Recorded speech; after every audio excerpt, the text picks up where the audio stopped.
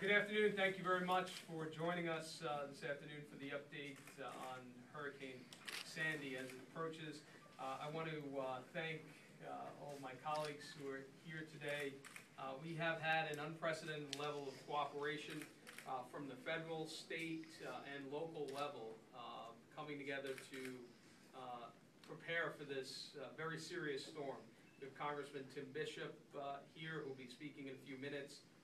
My colleague on the Suffolk County Legislature, Kate Browning, who is the chair of the Public Safety Committee. We're also joined by supervisors, Rich Schaefer in Babylon, Tom Croce in Islip, the acting supervisor of Brookhaven, Kathy Walsh, and supervisor of Southampton, Anna Throne-Holst. But we have had representatives from every town and village at the EOC, and we've been coordinating since preparations began for this storm on Wednesday. So I want to thank all of my colleagues who are here, and I'm sure they'll have some updates as well. I want to thank the Commissioner of Fire, Rescue, and Emergency Services, Joe Williams, who is here for the great job that he and his team are doing in preparation for this storm.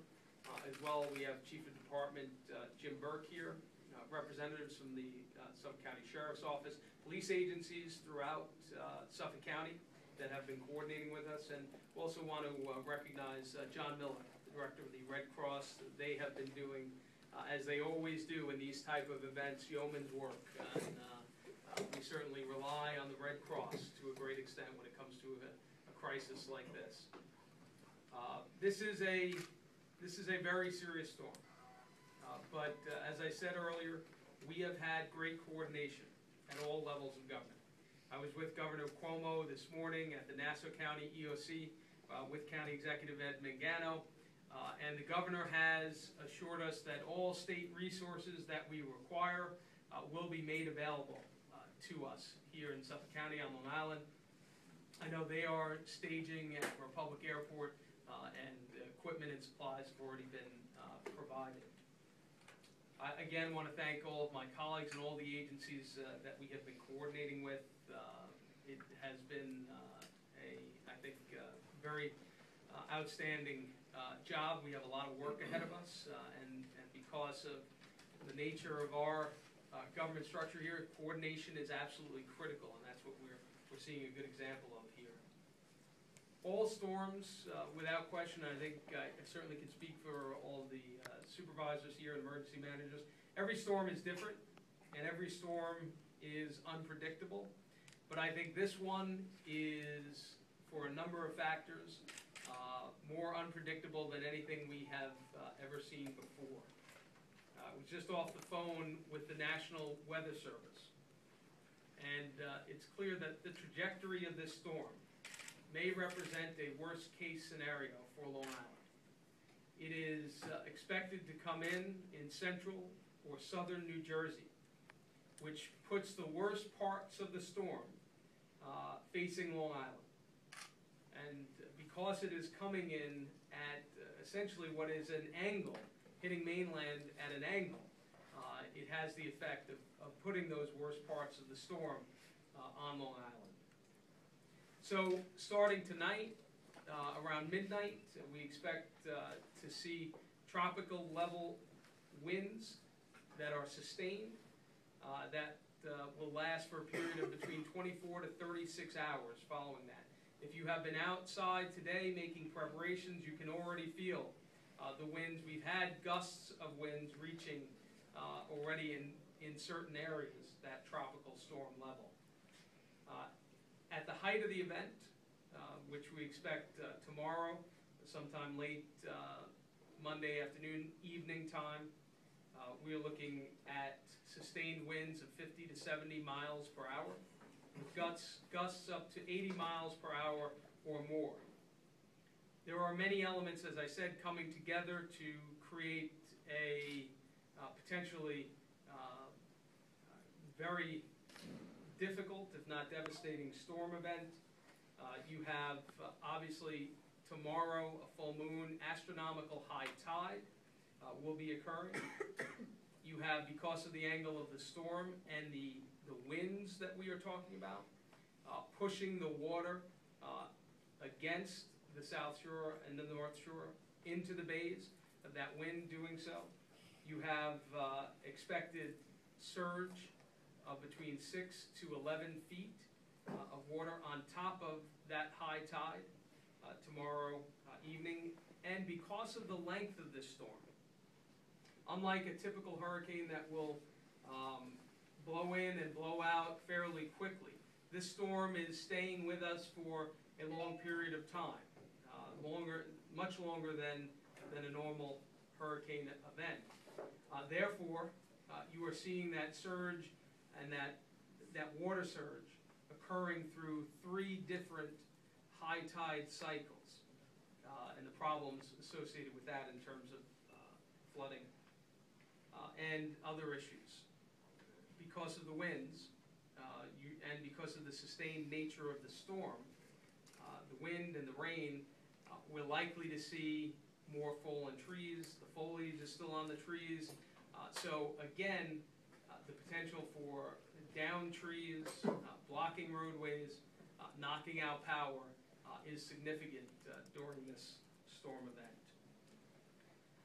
So in terms of evacuations, all 10 towns in Suffolk County are calling for mandatory or voluntary evacuations in surge zone 1 areas. These areas are indicated on the Suffolk County website. These are the areas obviously along the North Shore and the South Shore. Every individual who is in either a mandatory or voluntary evacuation zone will be getting a call from the Suffolk County Code Red system to alert them that they are in that evacuation zone. The mandatory evacuation surge zones are in Babylon, Islip, town of Brookhaven, town of Riverhead, Southampton, and Southold. The voluntary evacuations in surge zone 1s are Huntington, East Hampton, Shelter Island, Smithtown, which is also doing, I should say, a mandatory evacuation along Long Beach Road in Smithtown. Brookhaven, in the town of Brookhaven, in addition, there is a mandatory evacuation on the North Shore in surge zone 2. Again, if you were in a mandatory or voluntary evacuation zone, you will be getting a call. But you can also visit the Suffolk County website, SuffolkCountyNewYork.com, to determine and take a look to see if you were in one of those zones.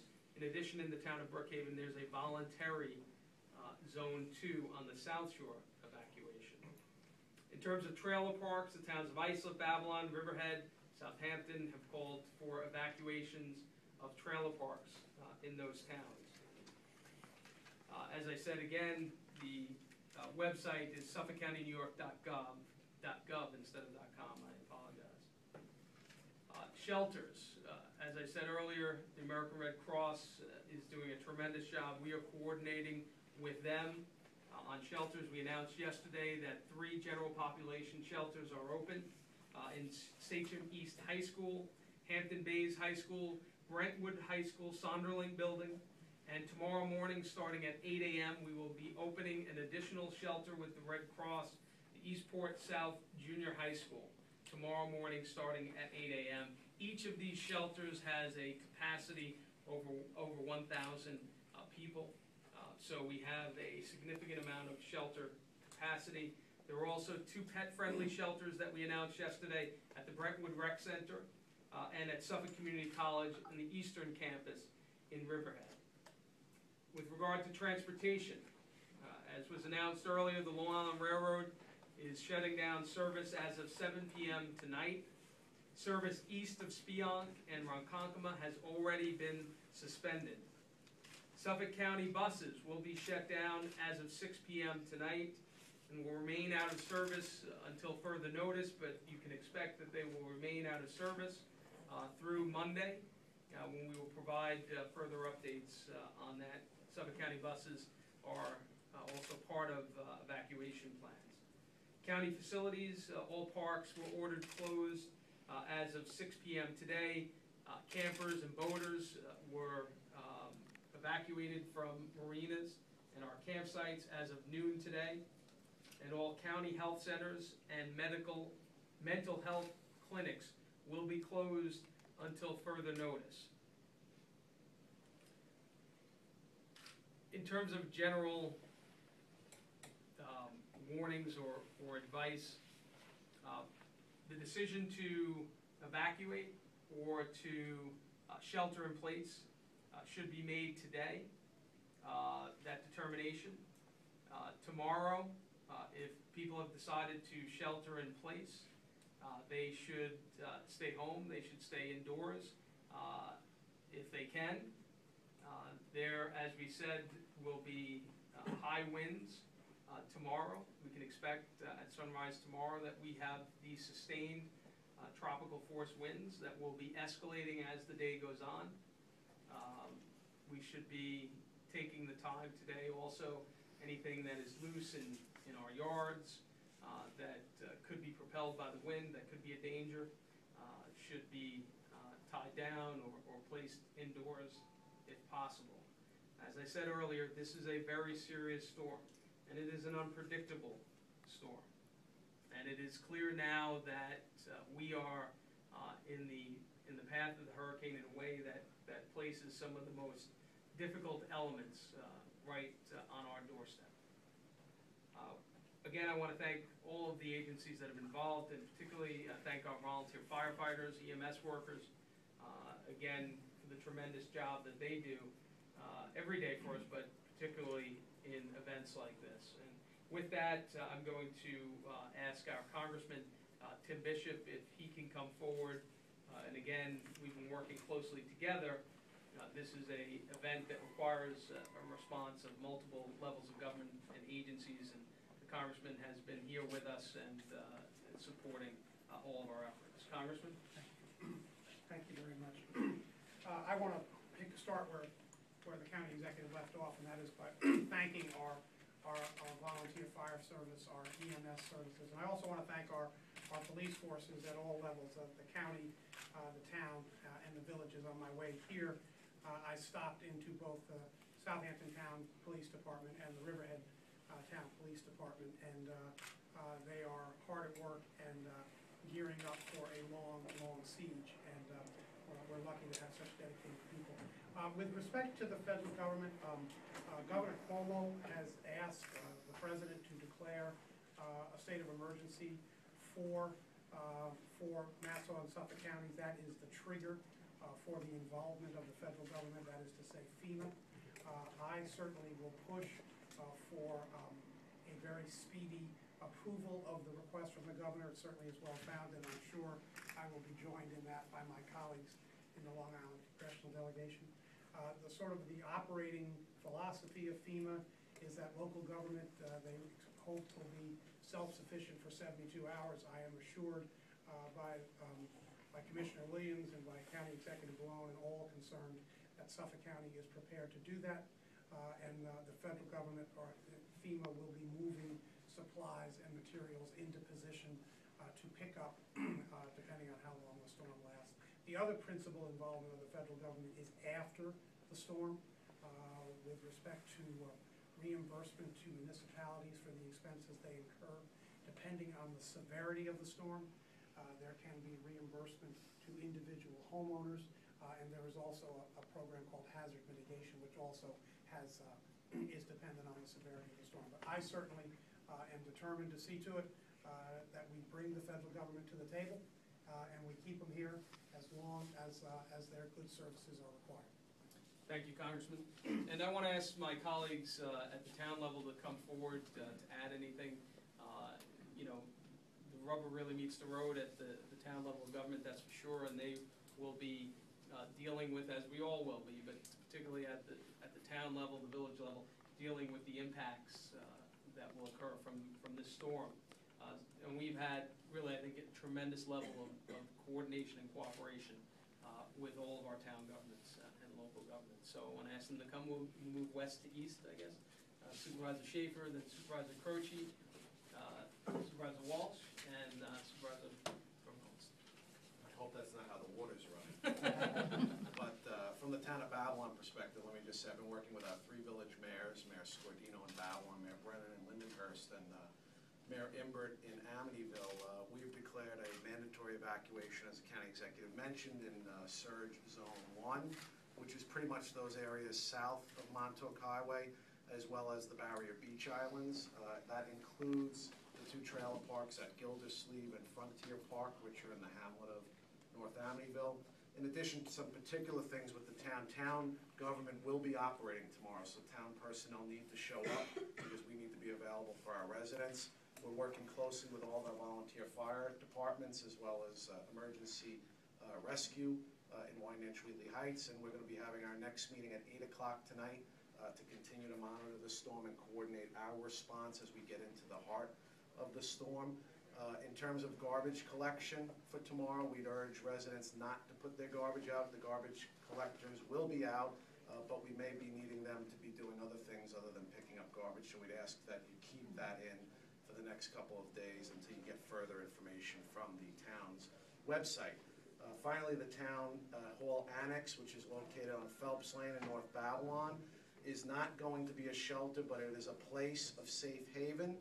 There will be no cots or any of those types of amenities available, but if you do find yourself in an emergency situation, you can come to the Town Hall Annex.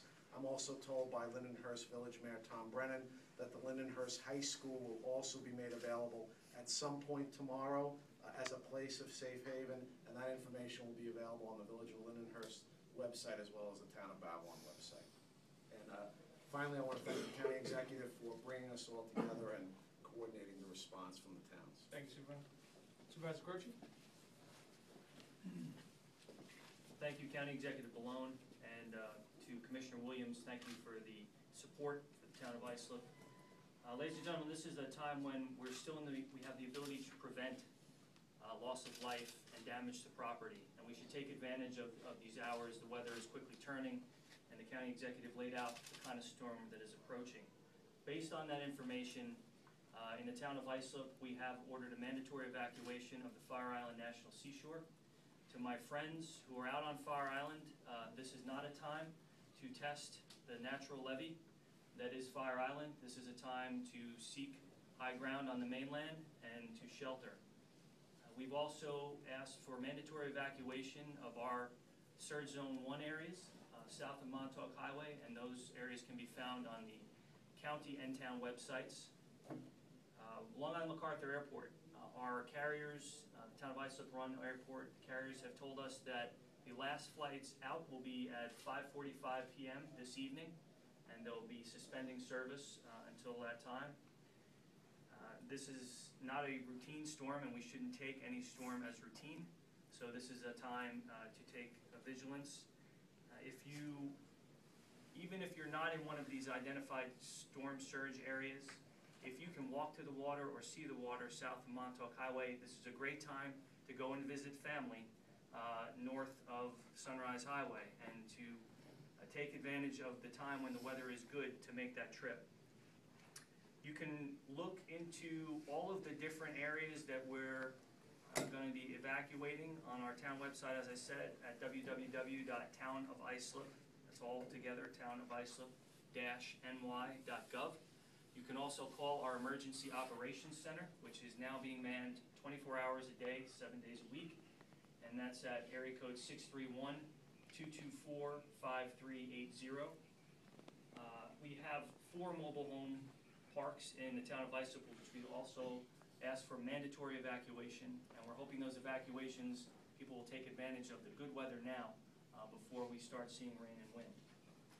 Again, I'd like to thank the county executive, my fellow supervisors, and the staff at the county for all the hard work. Again, take advantage of this time, take this storm seriously, and heed the warnings of the town and local officials. Town of Islip is open tomorrow, and our employees will be there to serve the needs of the residents. Thank you, County Executive Balone. Thank you, Supervisor. Well, the town of Brookhaven, as most of you know, covers 2 shorelines, both the north and the south. We have issued mandatory evacuations for the South Shore at a level 1, recommending people in a level 2 zone also evacuate. And on the North Shore, we have mandated a level 2 evacuation.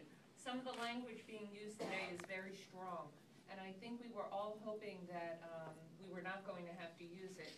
The language being mandatory evacuation, catastrophic weather, unprecedented effects from this storm. My hope is that the people will take that seriously and leave their homes while they still have the opportunity. It is much better to be safe than sorry. We have an operation, our emergency operations center is active at Town of Brookhaven. The number there is 451-9000. All of the maps for the flood zones are available on the town website, which is www.brookhaven.org. We will be open for business tomorrow also in the Town of Brookhaven. We will be offering the assistance of our jitney vehicles to help transport people to safe locations, but we have to remember that those officers that are going to be out there, the police officers, the emergency officers, will be putting themselves in harm's way to help people after the fact. So it is our hope that they evacuate early and get themselves somewhere safe so that we can focus on the cleanup after the storm. At this point, it seems to be we just need to really put all hands on deck and come together and make sure we're all get through this safely. Thank you. Thank you. And I'd like to, oh, I'm sorry. Thank you, Supervisor, County Executive. It's okay. I've been Used doing to that be a couple times Supervisor. today. And thank you, Congressman, for your leadership. We really have been working very closely together. I also want to thank the Sheriff's Office, who has put dedicated personnel at our disposal in the town of Southampton. We too, our EOC is open and fully operational, and we are working with our village mayors and all of the first responders, and this is an important opportunity to thank the first responders for being out there. They are volunteers, but they are coordinating our evacuation effort at this point. We too have declared a state of emergency, and we are ordering mandatory evacuation of the Dune Road area as of 10 o'clock this morning, but as of 2 o'clock this afternoon, all of the low-lying slosh zones. So as those who have gone before me here have suggested, take this opportunity to get to high ground, to safe ground, go visit friends and relatives. This is going to be a long haul. We can suggest for you to call our operations room if you need it, 728-5000, or visit our website at www.southamptontownny.gov. There are maps available there, so you can look up whether you live in one of these threatened zones, but an easy yardstick is if you can see the water, you're too close, and take the opportunity now to get out. If you do opt to stay, and not in the mandatory areas, but in other areas, make sure that you have most of all your medication put together. That is something that can be pretty tricky in the days after a storm, is getting medications. So if you haven't gotten to the pharmacy to make sure that you have your medications in order, this is the time to do that. Batteries, flashlights, and fresh water. One of the things I forgot to do in Irene and sorely regretted afterwards, I didn't fill my bathtub with fresh water. It's a great way to flush if your flushing doesn't work and things of that sort. So make sure you do all of that. Again, our first responders are out there. If you live in one of the evacuation zones, you will be hearing from them shortly. Again, they're there for us. They're there to help. They're there to help you. Please pay heed. They are there to just make sure that you're all safe and to be helpful. We will be at our operations center for anyone who needs us. I think we can be quite certain that we will have extensive and long-lasting power outages. I think that's pretty certain, certainly out on the East End. We have been working very hard with LIPA. I think Irene provided a good dry run for everyone, and a lot of the communication has been improved since then. But it is a grid that is difficult to get put back together again once it goes down. And so please prepare for that. Prepare for days of power outage. I think that's a fair warning at this point. And prepare yourself to make sure that you have what you need to get through that. And also to be patient with LIPA. LIPA has all of their numbers up there for you to call and let them know if you are out of power. We will also take your calls, but it is best to call LIPA directly and let them know where you are, what your address is, and they will add that then to their map of who needs to be serviced. I think it's safe to say that we've been operating under, we're preparing for the worst, hoping for the best. I think we know that the worst is probably about to come our way. So please, everyone just pay heed and do what you can to stay safe. Thank you. Thank you, Supervisor. And I'm going to ask the Chair of the Public Safety Committee, Kate Browning, to say a few words, and then I think Red pretty much Cross. everything's been said, other than, just stay home if you don't need to go anywhere. And what I did this morning with my own neighbors, even if you're not in an evacuation zone, I sent my son across the street. I have a 95-year-old neighbor. Check on your neighbors, your senior neighbors, your special needs neighbors. Check on them, make sure they're okay, make sure they have everything they need. Do you need something picked up? Just check on them, because they are the most vulnerable population in our communities, and we need to make sure that we take care of them. Thank you, Legislator. And Executive Director of the American Red Cross, John Miller. Thank you, Mr. County Executive. First, I'd like to join everybody here today to thank the County Executive and recognize Commissioner Williams and his team. We've been coordinating with them since early on Wednesday. We commenced our round-the-clock operations at 7 o'clock this morning. We'll continue until our services are no longer needed. I would recommend to everybody to check our shelter locations, to go to redcross.org. We update them in real time. Also, we have an app now for hurricane and shelter alerts. Redcross.org. You can go to the Google store or iPhone store for that as well. We stand ready to deliver our services. We'll be here till the job is done. And thanks again to the emergency management team here at Suffolk County. Thank you very much, John, and a couple of other things. I do want to say a thank you to the SPCA, excuse me, for their support and coordination with our shelters, particularly our pet-friendly shelters, and they have a lot of work to do, obviously, in the aftermath of these storms. For those people who may be looking to evacuate and have difficulties in doing so, medical or transportation or otherwise, they can call 852-4900 if they need assistance in that regard. And again, I want to remind everyone to go to the county's website if they need additional information. We'll be updating what we've been talking about here today as events continue to proceed, suffolkcountynewyork.gov. And with that, we'll take any questions anyone has. Just to be clear, all Zone 1 in Suffolk is mandatory evacuation? No, it's either mandatory or voluntary. Some are mandatory, some are involuntary, yeah. But everybody will be getting a call, and that'll be available on the website. Okay, regarding power lines.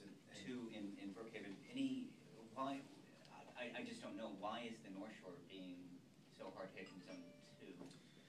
Well, the effects of this storm are hitting both the North Shore and the South Shore in subtly different ways, but the storm surges that we expect, and this isn't always the case, in these storms we expect the same really huge storm surges on both the South Shore and the North Shore.